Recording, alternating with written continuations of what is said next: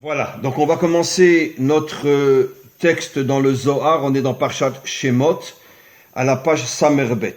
Rabbi Shimon Zakaf Yadoy. Rabbi Shimon a élevé ses mains vers le ciel. Et pourquoi? Dit le Matok, parce que il voulait prier sur la longueur du galout, sur la longueur de l'exil. Ubacha ve'amar, il s'est mis à pleurer pendant qu'il était en train de prier sur l'exil. N'oublions pas que lui a vécu au début du dernier exil. Nous, on est déjà 2000 ans après, mais lui était tout au début. Mais il a vu que l'exil a duré très longtemps parce que Rabbi Shimon lui-même, c'est quelque chose d'absolument incroyable. Dans au moins une cinquantaine, si pas une centaine d'endroits dans le Zohar, Rabbi Shimon dit que le dernier exil ne se terminera qu'à la fin du 6e millénaire. Donc il avait vu que cet exil durerait 2000 ans. Il l'avait vu. Et donc, Ubacha ve'amar, il s'est mis à pleurer, et il a dit, Vaiman de izdamen ba'uzimna. Mot à mot, malheur à celui qui se trouvera à ce moment-là, qui se trouvera là-bas, au moment de la délivrance. Regardez ce que dit le Matok. Oy le mi sheizdamen bezman ha'u shel biat hamashiach. Aussi incroyable que ça puisse l'être, Rabbi Shimon dit, Oy, ça veut dire, en français, malheur, à celui qui sera présent au moment où le Mashiach viendra. On va bien sûr comprendre pourquoi il dit ça. Parce que nous, on est tous en train de dire, Iné, Mashiach ba, waouh, le Messie, le Messie, le Messie. Mais bon, heureusement qu'on avait des maîtres authentiques dans notre histoire. Et Rabbi Shimon nous dit, ne croyez pas que la vie du Mashiach va se passer facilement et que tout le monde va se mettre à danser, à rigoler. Il commence en disant, malheur à celui qui se trouvera là à ce moment-là. Mais il rajoute une autre phrase qui dit tout le contraire. Il dit mais en même temps, heureux celui qui se trouvera à ce moment-là. Donc il donne deux phrases que lui-même va expliquer. La première phrase, malheur à celui qui sera présent quand le Mashiach se dévoilera. Et en même temps, heureux est celui qui sera présent quand le Mashiach se dévoilera. Alors il va reprendre et expliquer. Pourquoi j'ai osé dire malheur à celui qui sera présent au moment où le Mashiach viendra? Begin, parce que quand Hachem décidera de libérer la Shrina, on va expliquer dans quelques instants, ça veut dire de libérer sa lumière, qu'il soit à nouveau visible dans ce monde, parce que sa lumière pendant tout le temps de l'exil, et pratiquement pendant toute l'histoire du monde, jusqu'à la délivrance finale, la lumière d'Hachem, la présence d'Hachem est complètement voilée. Et donc, quand Hachem décidera de redévoiler sa lumière, afin que l'humanité tout entière prenne conscience de sa présence et de son existence, à ce moment-là, Yistakel man inun de kaimin be'ada. Il regardera à ce moment-là, quand il décidera de redévoiler sa lumière, en vérité en hébreu la Shrina, quand il voudra dévoiler la Shrina, il regardera Bechol inu de mishtakri ima, tous ceux qui sont dans ce monde, Bechol ovdoi de chol chad vechad, il regardera les actions de chaque homme, et en particulier de chaque juif, Velo yishtakar zakai, mais il ne trouvera pas un seul homme méritant. Regardez ce qu'il dit. Veistakel, je lis le Matok. Veistakel bechol ha'ma'asim shel kol echad ve'echad. Il regardera les actions de chacun d'entre nous. Velo yimatze mi sheyeh zakai ve'tzadik. Il ne trouvera pas de juste. Alors bien sûr, c'est un petit peu difficile ce texte-là. Il va falloir que je commente un petit peu et que j'explique. Comment Rabbi Shimon, donc je reprends ce que dit Rabbi Shimon, au moment où il va vouloir donc Hachem dévoiler sa lumière, il cherchera dans la génération de la délivrance, qui sont ceux qui par leurs actions sont méritants. Et Rabbi Shimon dit qu'il cherchera, il ne trouvera personne. Alors, dans d'autres commentaires, parce que bon, le Matok ici n'explique pas suffisamment, dans d'autres commentaires, il est expliqué la chose suivante. Évidemment que dans chaque génération, il y a des justes authentiques. Dans notre génération, il y a Rabbi David Abouchatzera, il y a le Rav Kanievski, il y a Laurent Bitton, il y a Yitzhak Bitton, il y a Arik Bitton, il y a le papa. Bon, très bien. Je plaisante pas, je suis sérieux. Ben, je suis vraiment sérieux. Alors, qu'est-ce que ça veut dire, il va trouver aucun tzaddik? Alors, les commentaires disent, ce que Hachem cherche, c'est qui sont ceux qui ont consacré toute leur vie à dévoiler Hachem dans ce monde.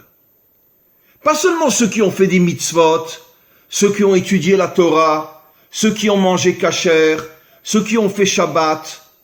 Parce que, en vérité, ceux qui observent la Torah, c'est pas forcément aussi des gens qui font tout pour dévoiler Hachem dans ce monde. Et les commentaires disent quelque chose d'absolument extraordinaire.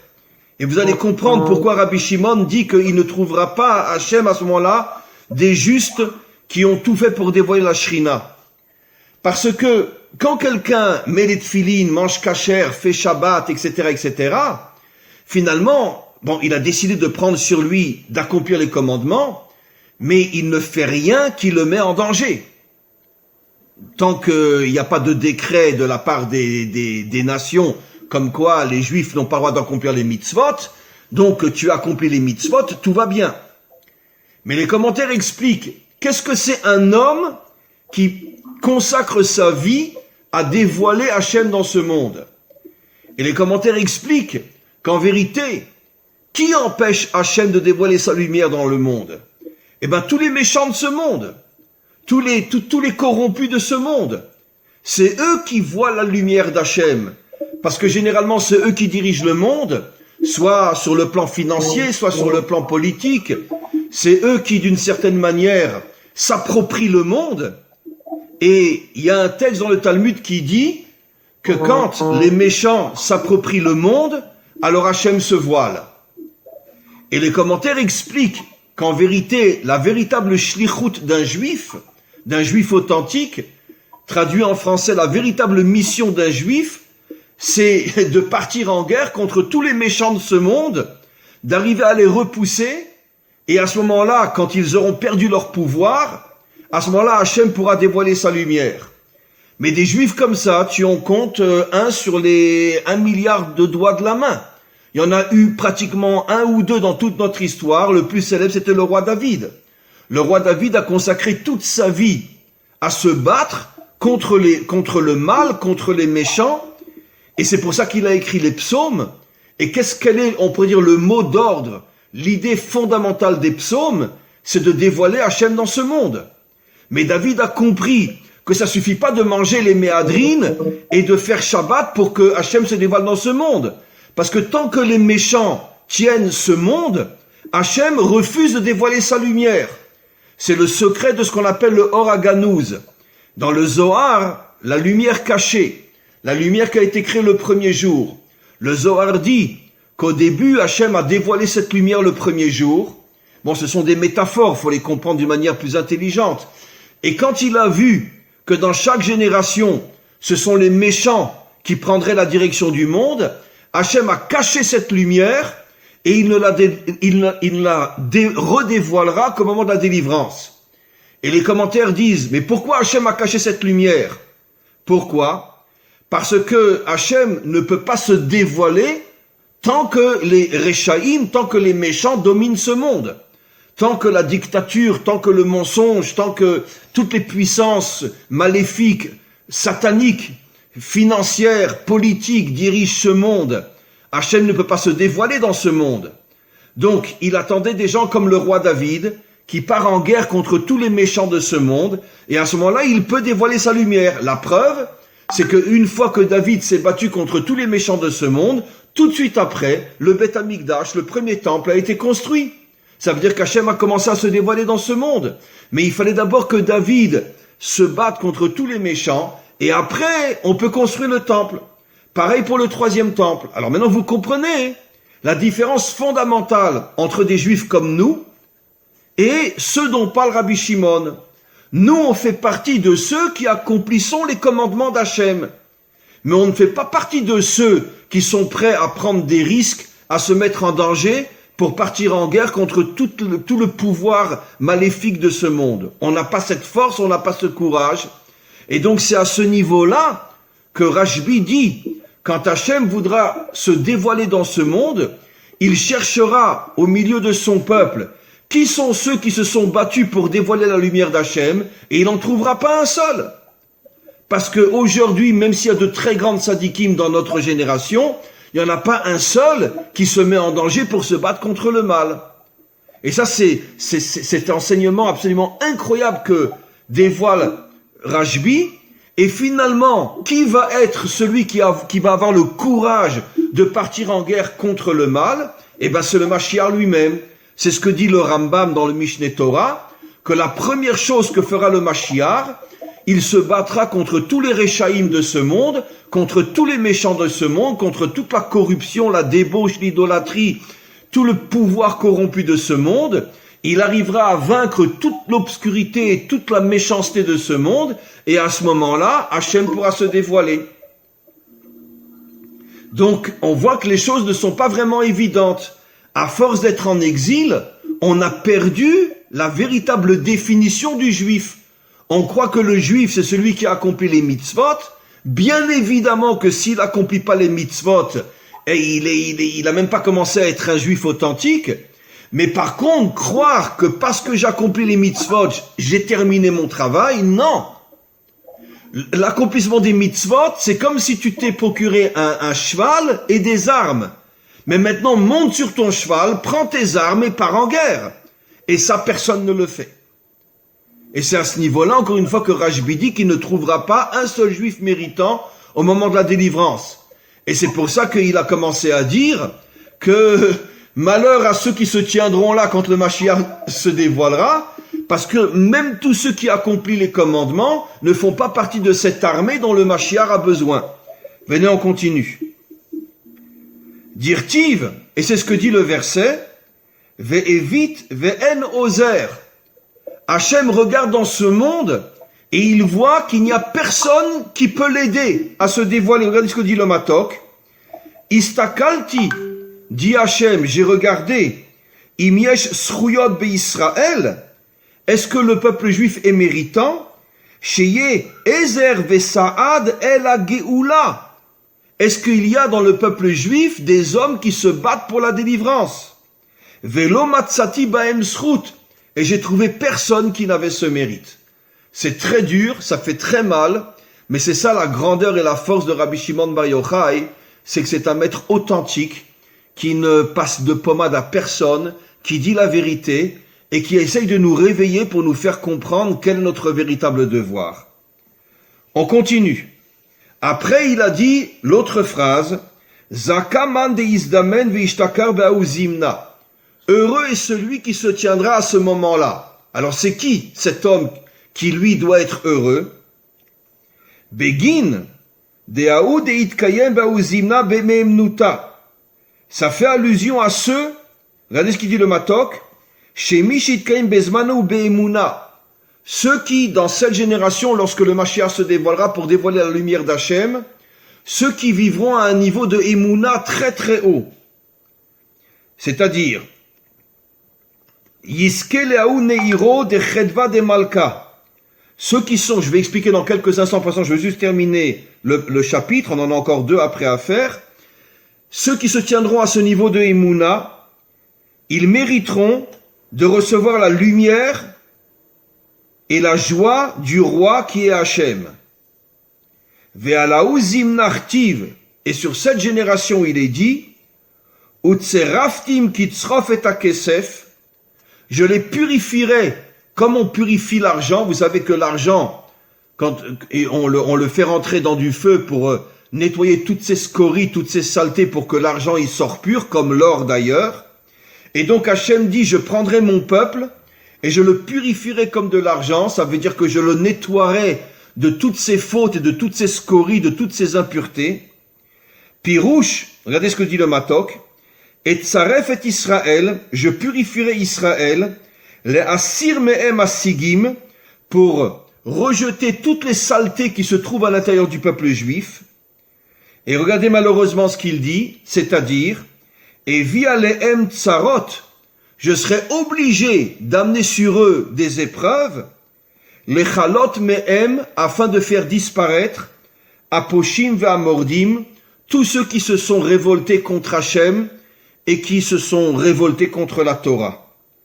ou berantim qui prend et azaav, et je les éprouverai comme on éprouve l'or. L'or, on le rentre dans le feu pour nettoyer l'or de toutes ses scories. Alors, à quoi fait-il allusion ici? Apparemment, il y a une contradiction dans le texte, mes amis, puisqu'il vient de dire qu'il ne trouvera personne de méritant. Et après, il dit oui, mais les gens qui ont une grande émouna, ces gens-là mériteront de recevoir la lumière d'Hachem, et sur cela, il est dit, heureux celui qui se tiendra là à ce moment-là. Alors, de quelle émouna il s'agit? Alors, bien sûr, il faut avoir, d'une certaine manière, beaucoup d'expérience dans le Zohar, parce que le Zohar explique ce qu'est le sod de la émouna. Est-ce que la émouna signifie je crois en Dieu? Non, absolument pas. Qu'est-ce que signifie la émouna? Je l'ai déjà raconté cette histoire des milliers de fois. C'est pour moi la plus belle histoire que j'ai jamais entendue dans ma vie. C'est un Rav et son Talmide qui ont traversé la Shoah. Les deux ont perdu femmes, enfants et toute la famille. Les deux ont survécu, ils étaient tous les deux dans des camps. Ils ont survécu, mais pas dans les mêmes camps. Donc, après la guerre, les deux arrivent en Israël. Et le Rav remonte une communauté, etc. Et puis tout d'un coup, il entend que son grand élève, un de ses plus proches élèves, lui aussi a survécu à la Shoah et est arrivé en Israël. Il le fait chercher, il demande de pouvoir le voir. Il n'arrive pas à croire que l'un de ses plus grands élèves, malgré le fait qu'il a perdu toute sa famille comme lui, a survécu à la Shoah alors que les deux étaient dans des camps. Et donc l'élève arrive, le Rav le reçoit en privé dans son bureau, et ils s'assoivent l'un en face de l'autre, et ils n'arrivent pas à parler. Pendant des longues minutes, ils se regardent, ils se regardent l'un et l'autre, et ils essayent de retenir leurs larmes, de retenir un cri. Rien qu'en se voyant, chacun revit tout ce qu'il a traversé.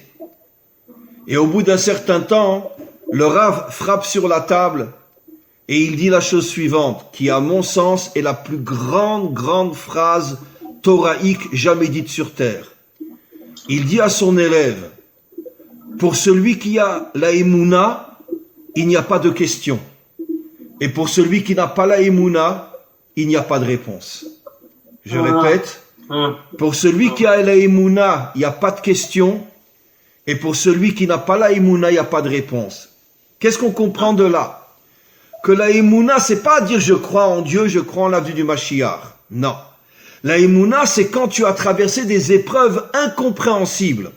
Au point que, comme je l'ai souvent dit, que le Rabbi a dit après la Shoah, le Rabbi Lubavitch a dit après la Shoah, que même si Hachem, il avait demandé en personne au Satan d'organiser la Shoah, le Satan aurait refusé.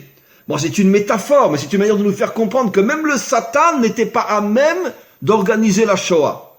Il aurait refusé, il aurait dit non Hachem, je suis désolé, mais ça je refuse de le faire. Et le Rabbi rajoute et dit que personne, y compris moi-même, est capable de donner la moindre explication sur le pourquoi de la Shoah. Ça dépasse complètement l'entendement. C'est ce que ce Rav a dit à son élève. Pour celui qui a la émouna, il n'y a même pas de question. Ça veut dire que qu'est-ce que c'est la vraie émouna? C'est la capacité de se retrouver dans une situation très très difficile, qui dépasse l'entendement, qui dépasse la logique, qui dépasse même nos forces, et malgré tout, on ne perd pas espoir que tout ça, ça a un sens, même si on ne le comprend pas, et un jour on comprendra. Vous savez que quand les Américains sont arrivés à Auschwitz ou dans d'autres camps, il y a des centaines de Juifs ils sont arrivés avec des boîtes de conserve, ils sont arrivés avec de la nourriture. Il y a des centaines de Juifs qui leur ont demandé, est-ce que vous avez une paire de tefilines? Il y a des enregistrements, il y a des vidéos. On voit un squelette qui se lève, qui s'approche près d'un soldat américain, et il lui dit, il n'y a pas parmi vous des soldats juifs, et vous pouvez pas me donner une paire de tefilines? Au lieu de prendre une boîte de conserve et de manger? Ça veut dire qu'avec tout ce qu'il avait traversé, la seule chose qui l'intéresse maintenant, c'est de pouvoir, après 2 ou 3 ans, remettre les tefilines. Ça, c'est la véritable émouna. Ça veut dire que, qu'est-ce que Rashbi nous dit? Il nous dit 2 choses. C'est vrai que des Juifs qui véritablement se sont battus pour dévoiler la royauté d'Hachem dans ce monde, ont eu le courage d'affronter tous les méchants de ce monde. Des juifs comme ça, on n'en trouve pas, malheureusement. Mais, quels sont les juifs méritants malgré tout? Ceux qui ont traversé de grandes épreuves et qui sont restés accrochés à Hachem de toute leur force. Ça me fait penser un petit peu à toi, Yitzhak, d'accord? Rien que je te vois. Eh ben oui, absolument, absolument, absolument, Yitzhak, absolument. Tu es vraiment un exemple. Tu es un exemple de quelqu'un qui a eu une grande épreuve et qui, malgré tout, aujourd'hui, a une kippa tellement grande sur la tête que bientôt on verra plus ses yeux. Et donc, ça c'est la Emouna, la vraie Emouna, que Hachem m'a éprouvé, mais au lieu de m'éloigner de lui, je me suis renforcé encore plus. Donc ça, on voit que Rashbi nous dit, il nous console et il nous dit la chose suivante. C'est vrai qu'il y a très peu de vrais guerriers à l'intérieur du peuple juif qui sont capables de partir contre tous les méchants de ce monde. Mais au moins ce que je veux dans mon peuple, c'est des gens éprouvés qui non seulement ne vont pas s'affaiblir, ne vont pas s'éloigner, mais ne vont que se renforcer et se rapprocher encore plus de moi malgré les épreuves. Et c'est par le mérite de ces gens-là que finalement le Mashiach se dévoilera. De là, on comprend, comme je l'explique toujours, qu'en vérité, tout celui qui a eu une épreuve dure et qui s'est renforcé dans sa émouna et s'est rapproché d'Hachem, en vérité, il fait partie de la matrice qui va engendrer le Mashiach. Quand le Mashiach se dévoilera, il demandera à tous ceux qui ont été terriblement éprouvés et qui se sont renforcés malgré l'épreuve, de venir à ses côtés. Et à ce moment-là, il dira, c'est un texte dans le Zohar, c'est pas de moi, c'est dans Sefer Bereshit. Et il regardera Hachem, il dira à Hachem, regarde, grâce à tous ces gens-là que tu as éprouvés et qui ne se sont pas éloignés de toi et qui n'ont fait que se renforcer, c'est grâce à eux que j'ai pu me dévoiler et amener la délivrance.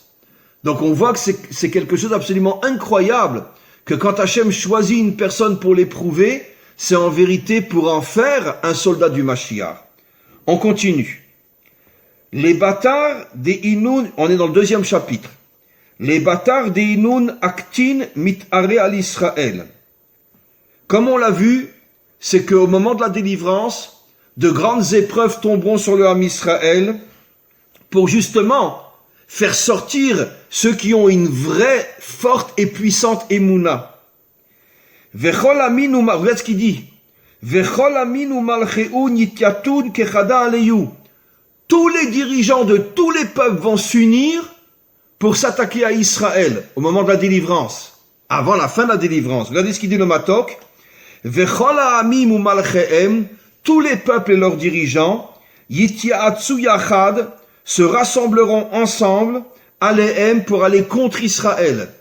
Ça sera la première fois dans l'histoire que tous les peuples, sans exception, seront d'accord de faire disparaître le peuple juif. Donc ça sera des épreuves inimaginables. Umitare kamak zirin bishin. Ils arriveront à faire des décrets terribles contre le peuple juif. Kuleu salke beitachada. Et tous seront ensemble, dans la même idéologie de vouloir détruire Israël. Vayetun akta al akta. Il y aura souffrance après souffrance, ou épreuve après épreuve. Brataïta, mishkachan kamaïta. Les épreuves seront tellement dures que chaque nouvelle épreuve nous fera oublier celle qui précède. Tellement les épreuves seront de plus en plus dures. Kedin, mais à ce moment-là, quand Hachem verra dans son peuple qu'il y a une poignée de juifs authentiques qui ne se sont pas désespérés, qui ont une émouna de béton et qui savent que tout ça, ça a un sens, qu'est-ce qui se passera? Regardez ce qu'il dit. Kedin, à ce moment-là, après ces épreuves-là, qui auront permis que se dévoile dans notre peuple une armée de juifs qui ont une émouna indestructible, Kedin yitraze chadamuta deesha. À ce moment-là, se dévoilera dans le monde, on pourrait dire une colonne de feu, Kaim meila liteta, qui réunira le ciel et la terre, Arbaim Yomim, pendant 40 jours. Je vais expliquer dans quelques instants. Pendant 40 jours, regarde ce qu'il dit. Vechol amim de alma chamanle. Et tous les peuples verront cette colonne de feu qui partira de la terre et qui montera jusqu'au ciel. Je tourne la page. 3e chapitre. Et après, on explique. Be'aou zimna.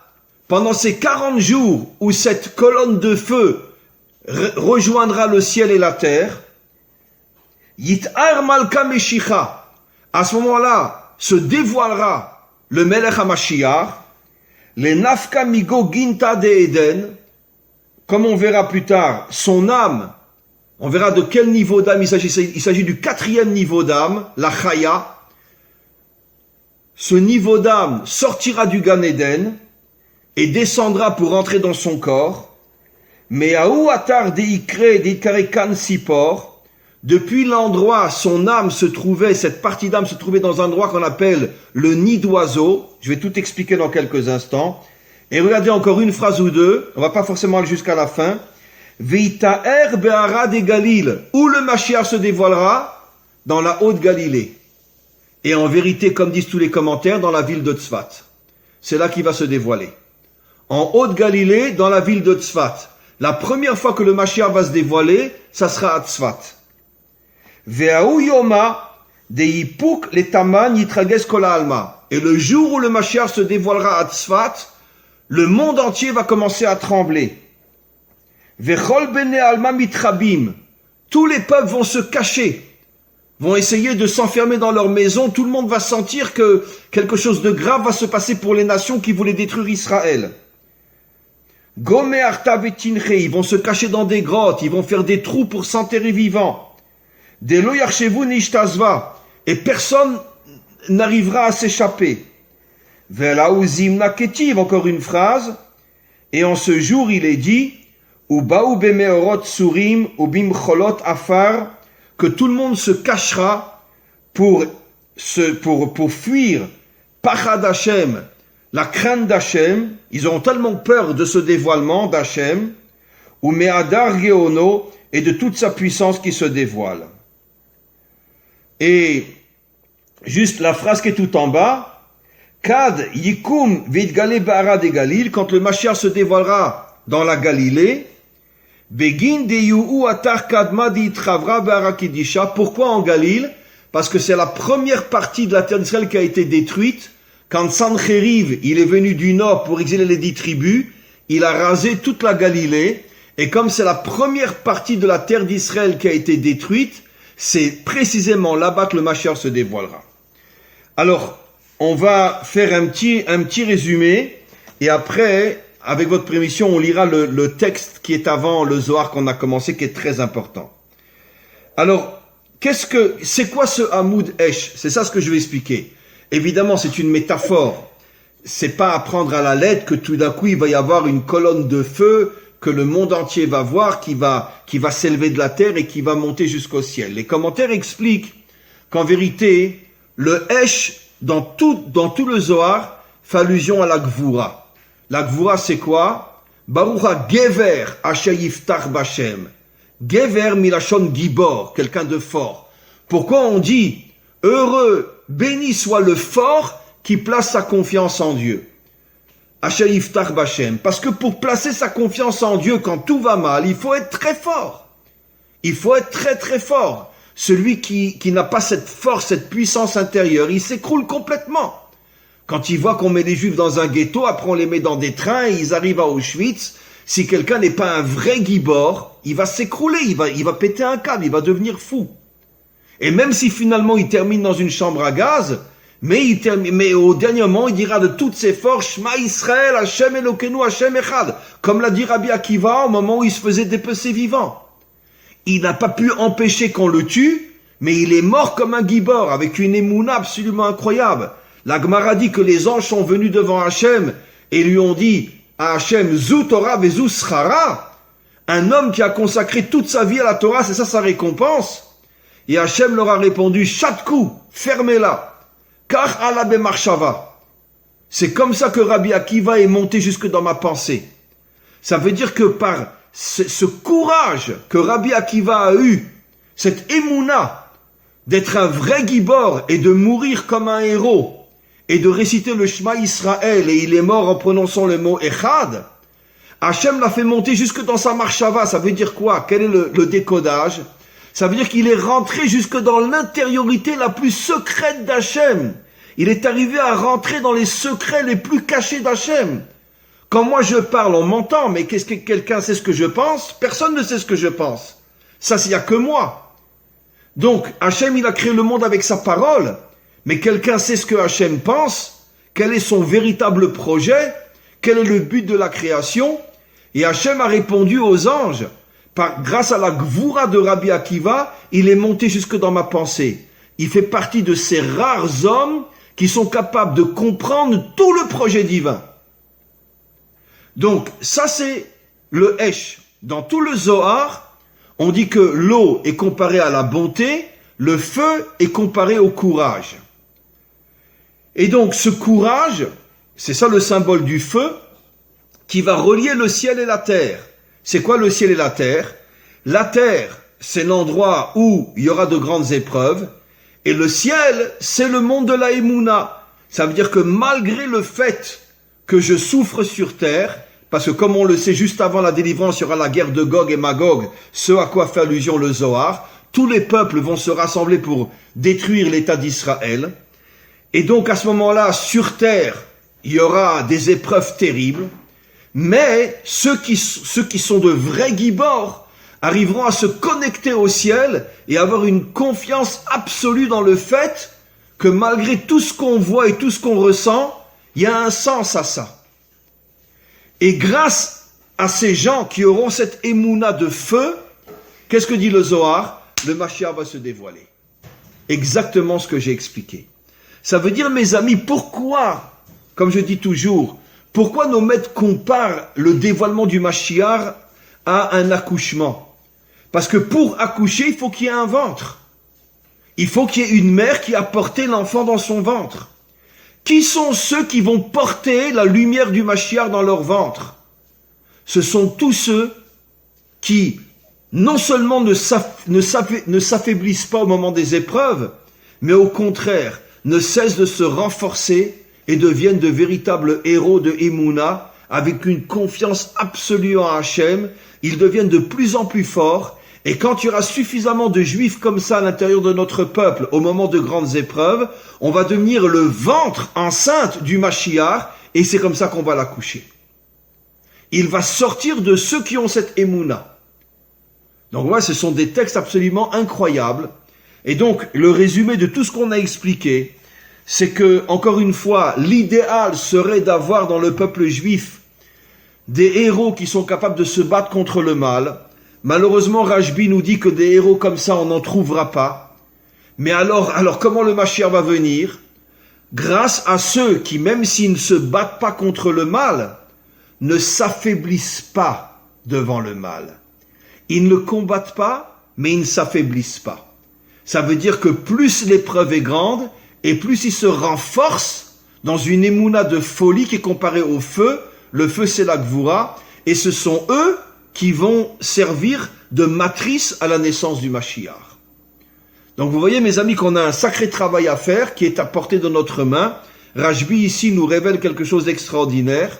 On comprend pourquoi il pleurait quand il a révélé ce secret-là, parce qu'il a compris que le Ham Israël allait traverser de grandes souffrances, mais que ces souffrances ne sont là que pour mettre en évidence les vrais héros qui se trouvent à l'intérieur du peuple juif. Et ce sont ces héros-là qui vont devenir la matrice de la délivrance finale. Avec votre permission, il nous reste une petite demi-heure, je voudrais qu'on fasse le texte juste avant, qui est très important, qui va nous parler justement des différents niveaux d'âme du Mashiach, et quel est le niveau d'âme qui va faire que le Mashiach va se dévoiler. Parce que comme on le sait, il y a 5 niveaux d'âme. Du plus bas au plus haut, il y a le Nefesh, qui correspond à l'énergie de l'action, le Ruach, qui est l'énergie des qualités qu'il y a dans l'homme, la Neshama, qui est l'énergie qui permet d'étudier et de comprendre la Torah, la Chaya, qui est l'énergie de la Emouna, et la Yechida, qui est le 5e niveau, que tu ne fais qu'un avec Hachem. Ça veut dire Yechida milachon echad, ça veut dire que l'homme a un tel niveau qu'il sent qu'il est mamash un avec Hachem. Alors regardez maintenant ce que dit le texte.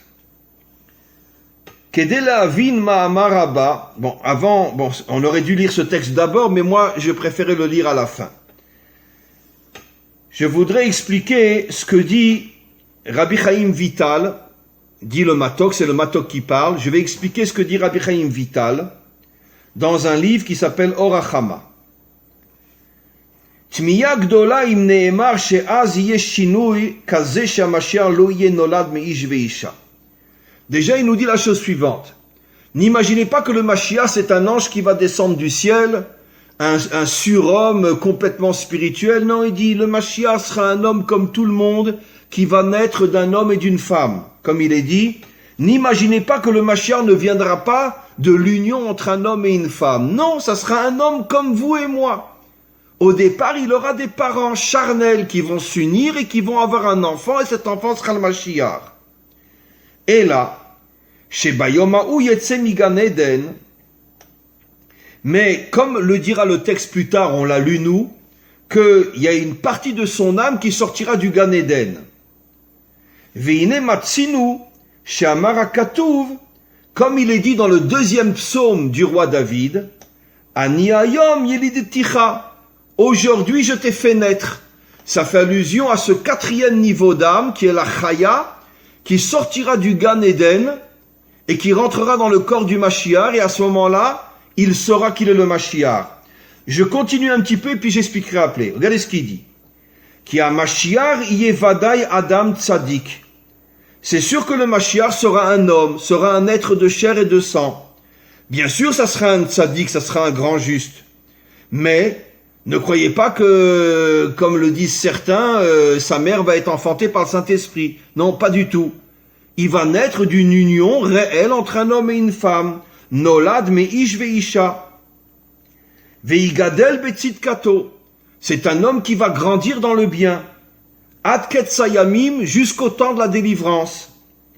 Sheyiske bema'asav lenaran kadisha. Dans un premier temps, il va arriver à construire en lui les 3 premiers niveaux de l'âme qui sont le nefesh, l'énergie de l'action, le ruach, l'énergie des qualités, et la neshama, l'énergie de la compréhension de la Torah. Ve'az bayomahu, et à ce moment-là viendra le jour, chez la quête de la délivrance, tavo a neshama le neshama. À ce moment-là, il recevra dans son corps ce qu'on appelle l'âme de l'âme, la neshama de la neshama, qui est en vérité la chaya, shelo, anetuna be Gan Eden, qui se trouvait dans le Gan Eden. Je vais expliquer dans quelques instants ce que c'est le Gan Eden. Vetinaten, ce 4e niveau d'âme, lui sera donné, les ish tzadikaou, à cet homme juste, ve'az yiske liot goel, et c'est seulement à ce moment-là qu'il deviendra le goel. Ve'al zu aneshama, les neshama, et c'est sur cette âme de l'âme qu'on appelle la chaya, Nehemar, qu'il est dit qu'elle va sortir du Gan Eden. Ou Mashekatouv, et ce qui est dit, Veitaer Be'ara de Galil, qu'il va recevoir ce 4e niveau d'âme quand il va se trouver à Tzfat, dans le Galil. Ainu Keilu Mitrila Yayoshen, il va se rendre compte quand il aura ce 4e niveau d'âme que jusqu'alors, il était comme quelqu'un qui dormait. Ou Ka'asher Tavolo Aneshama le Neshama Vitar, et c'est quand rentrera la Chaya en lui, Veitosef lo Koranevoa, qu'à ce moment-là, il deviendra aussi un prophète. Ça veut dire, il sera un tzaddik, mais un homme normal, avec les 3 premiers niveaux d'âme, et quand rentrera le 4e niveau d'âme dans Atzfat, à ce moment-là, il deviendra un prophète.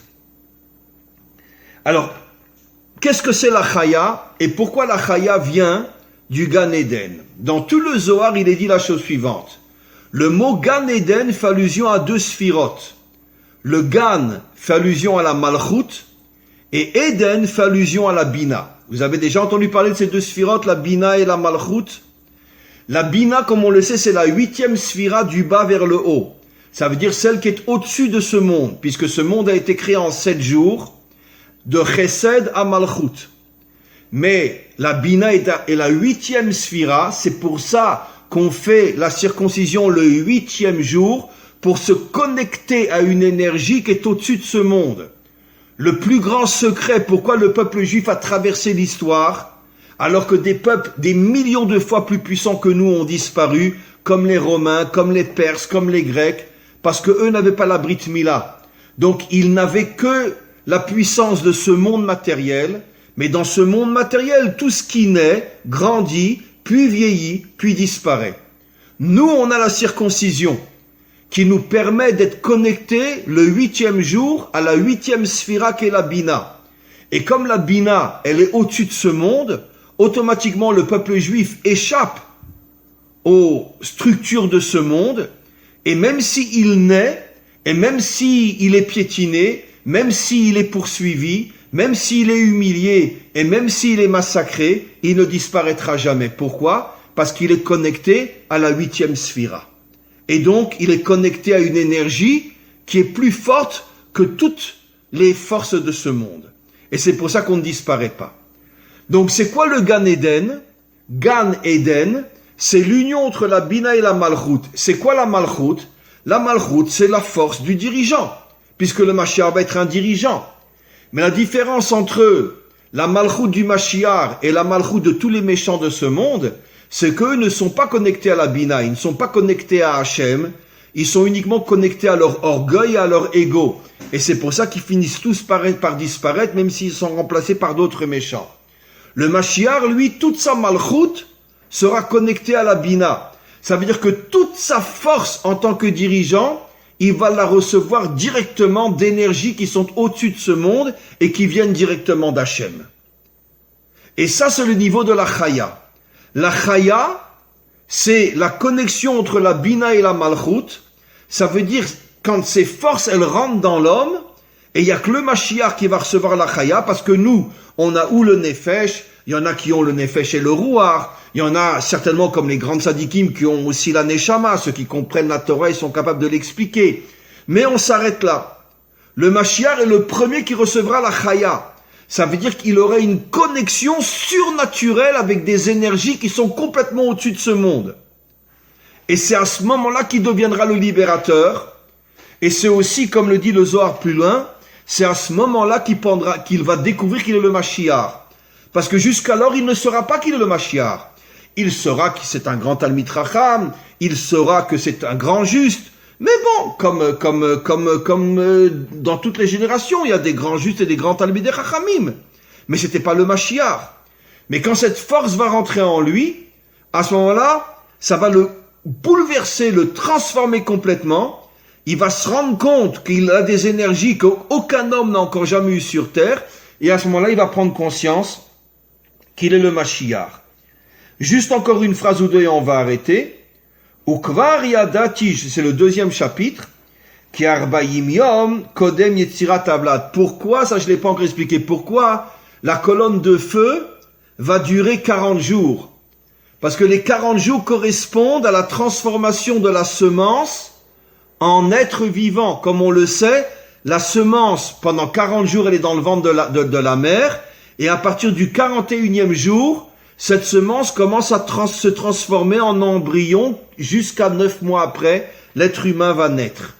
Et donc, pourquoi ce feu-là va durer 40 jours, dit le Matok, pour nous faire comprendre que la semence du Mashiach est en train de se transformer en Mashiach véritablement. Puisque les 40 jours, c'est la transformation de la semence en embryon. Et donc c'est ça le symbole des 40 jours. Grâce au ventre, c'est-à-dire grâce à tous ceux qui ont ce courage et cette émouna de se coller à Hachem malgré toutes les épreuves. La reine, c'est pour ça que la colonne de feu va durer pendant 40 jours. Et pendant ces 40 jours, le 4e niveau d'âme sera encore caché à l'intérieur du Gan Eden. Et à la fin des 40 jours, ce 4e niveau d'âme descendra dans le Mashiach, et se dévoilera en lui,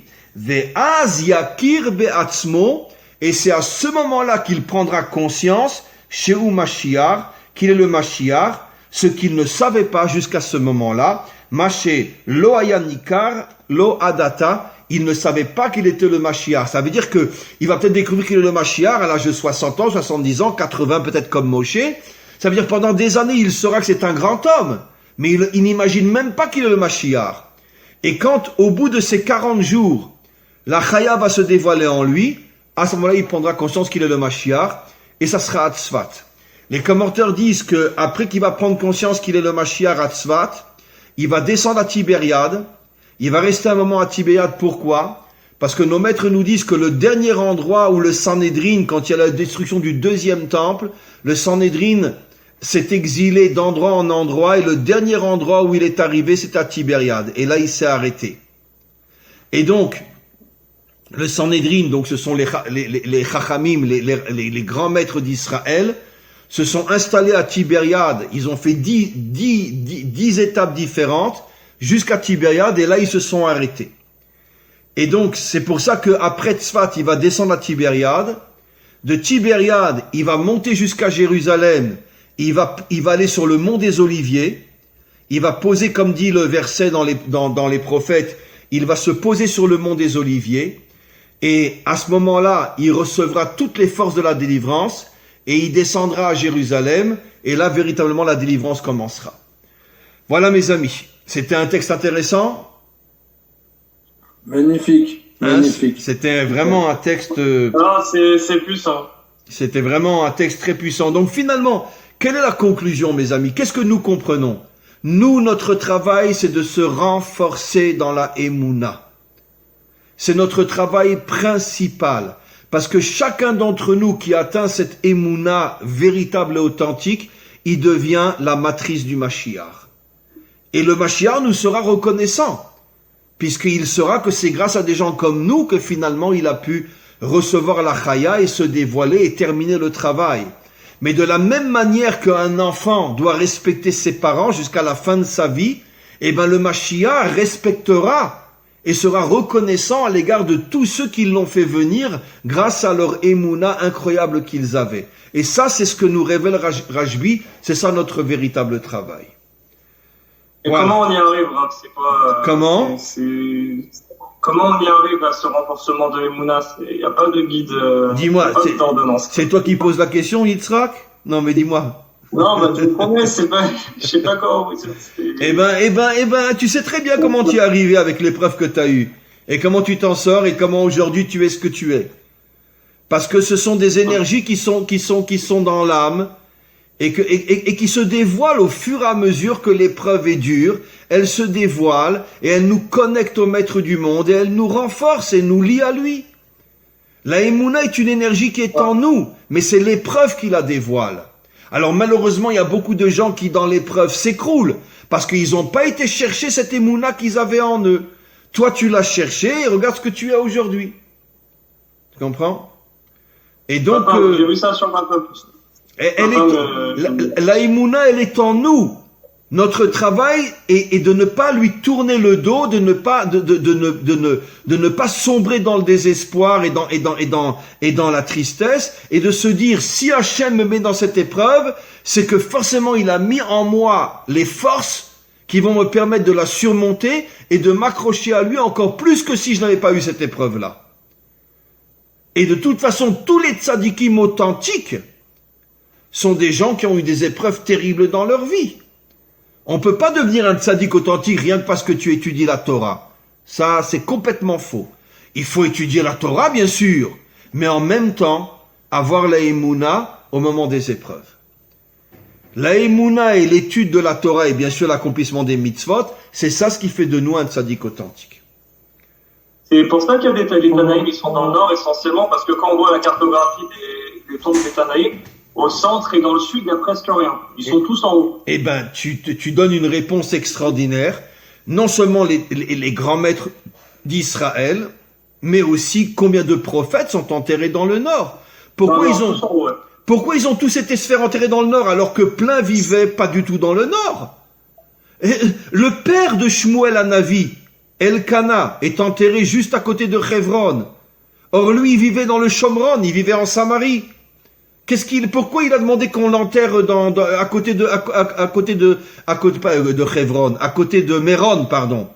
Il est enterré à 1 kilomètre de Méron. Elkana, le père de Shmuel, Ma'akesher, il vivait en Samarie. Parce que tous savaient que la lumière de la délivrance se dévoilerait dans la Galile. Et donc ils ont voulu être enterrés à l'endroit où se dévoilerait le Mashiach. Voilà. Magnifique, Rav. Donc peut-être ça serait bien, prenez un petit appartement, un tout petit appartement pour une place dans le Galil. Mais c'est bien. C'est notre rêve. Il n'y a pas un plus grand mérite que si on doit déjà être enterré, d'être enterré dans le Galil. Plus qu'à Jérusalem, croyez-moi. Pourquoi? Parce que c'est dans le Galil. Et si en plus c'est une tombe à Tzvat, alors imagine-toi, les premiers qui vont revivre, c'est ceux qui sont enterrés là où Mashiach va se dévoiler. Pourquoi il doit se dévoiler? Pourquoi dans le nord justement il doit se dévoiler? À part cette histoire du Sanhédrin, mais c'est quoi la symbolique? Alors le Zohar a dit, mais je vais t'expliquer plus profondément. D'abord, le Zohar a répondu à ta question en disant parce que c'est le premier endroit qui a été détruit dans la terre d'Israël quand Sanchériv il est venu par le nord, donc il a commencé à détruire toute la Galilée et a commencé à exiler les tribus. Une raison plus profonde, parce que les 4 points cardinaux correspondent à 4 midot. Le nord correspond à la Gvura, le sud au Chesed, l'est correspond à Tiferet et l'ouest correspond à Malchut. Mais en tout cas, revenons au nord. Nord, c'est la Gvura. Pour nous faire comprendre que le Mashiach se dévoilera dans le nord, parce que sans le courage, ne serait-ce que d'une poignée de juifs qui sont prêts à donner toute leur vie pour la délivrance, ou au minimum de donner toute leur vie pour se renforcer dans la Emouna, sans cette poignée de juifs courageux, la Géoula ne viendra pas. Et c'est pour ça qu'il se dévoile dans le Tzafon, parce que Tzafon, c'est la mida de Gvura. Baruch Gever Ashayiftach Bashem. Le Bitachon Bashem vient d'un Gever, pas d'une femmelette, d'un Gever. Si tu es un Gever, tu as une véritable Emouna. Mais si tu n'es pas un Gever, alors tu crois en Dieu comme tout le monde. Tu crois en Dieu, d'accord, et ma sœur aussi, d'accord. Mais c'est pas là qu'on teste la croyance. La croyance, c'est quand tu as toutes les raisons de tout envoyer balader, et tu continues à t'accrocher à Hachem encore plus fort qu'avant l'épreuve. Ça, c'est la véritable croyance. C'est pour ça que David dit Baruch Gever Ashayiftach Bashem. Et là, vous pensez que cette année, on est un peu testé au sens global avec tout ce qui se passe? On est rentré, à mon avis, on est même pas au commencement du commencement, on est rentré véritablement dans le dernier tunnel avant la délivrance finale, et je ne me trompe pas, par contre, je suis incapable de dire combien de temps, combien d'années va durer ce tunnel-là, mais là, toute l'histoire humaine, et en particulier en tête Israël, nous venons de rentrer dans le dernier tunnel avant la délivrance finale. Mais là, normalement, Hachem c'est pas crescendo. La Shoah, c'est bien pire que ce qui se passe aujourd'hui. C'est censé être. Vous voyez ce que je veux dire? Tu as raison en partie, mais le dernier grand combat des nations, parce que même si la Shoah était terrible, et même s'il y avait une complicité des nations qui ont fermé les yeux, les Américains ont refusé de bombarder les rails qui menaient à Auschwitz, etc., comme on le sait, et pas que eux, les Anglais, tous les alliés, ils ont dit, mais non, au contraire, encore un petit train qui s'en va, et moins il y aura de juifs, et mieux on se portera. Et donc, combien de juifs ont supplié Roosevelt de bombarder les rails qui menaient à Auschwitz, et il a refusé, oui, il a refusé. Qu'on dirait que ça les intéressait qu'il y ait quelques millions de juifs en moins sur Terre. Mais quoi qu'il en soit, les peuples étaient complices, mais les peuples n'étaient pas 100% actifs. Là, on va, comme dit le Zohar, vers une situation où toutes les armées du monde vont se réunir, ça veut dire des dizaines de millions, des centaines de millions de soldats qui vont venir se battre contre le plus petit peuple de la terre. Ça veut dire, rien que d'y penser, c'est effrayant. Comprends? Là, c'était que les Allemands, même si c'était une armée d'une puissance incroyable, avec la complicité de tous les Européens, y compris des Américains. Mais là, on parle, comme le dit le Zohar, d'une levée de bouclier que toutes les nations vont envoyer des soldats pour se battre contre Israël. Et malgré tout, on va gagner. On va gagner pourquoi? Parce que le Mashiach va se dévoiler. Et comme il aura des forces surnaturelles, donc tout le combat sera complètement au-delà des règles et des limites de la nature. Et c'est comme ça que même si on est le plus petit peuple de la terre, on va arriver à, comme on le voit dans le prophète Yecheskel, Zacharie, etc., il va y avoir des miracles absolument incroyables qui vont faire que finalement toutes ces armées vont s'écrouler aux portes de Jérusalem. Amen. Amen. Bezrat Hashem, très clair. Voilà mes amis. Merci infiniment. Alors, merci infiniment. on reste en contact et si Dieu veut, dimanche en 15, on reprend. Ok? Allez, magnifique, Amen, c'est fait. Voilà. Merci infiniment. Mais à chaque fois, ce qu'on fera, c'est prendre un texte du Zohar, de la paracha, du moment où on se parle. Ok? Parfait. D'accord. Merci. À très bientôt, les amis. Merci, Rab. Merci. À très bientôt. Au revoir. Merci beaucoup. Au revoir. C'est tout. Toda.